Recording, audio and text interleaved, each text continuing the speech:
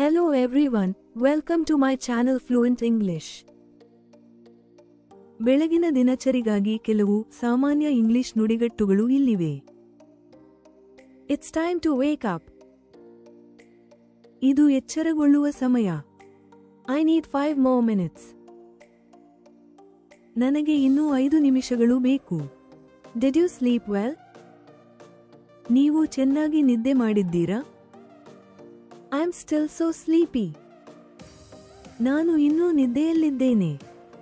Open the curtains to let in some sunshine.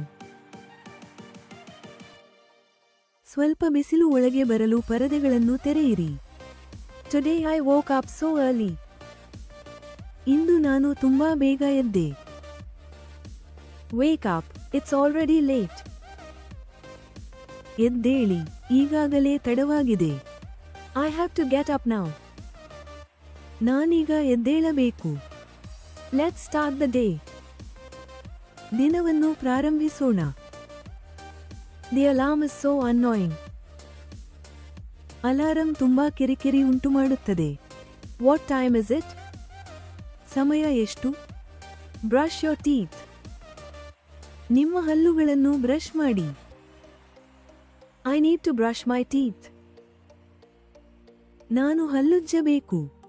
Did you wash your face? ನೀವು ಮುಖ ತೊಳೆದಿದ್ದೀರಾ? Time to take a shower. ಸ್ನಾನ ಮಾಡುವ ಸಮಯ.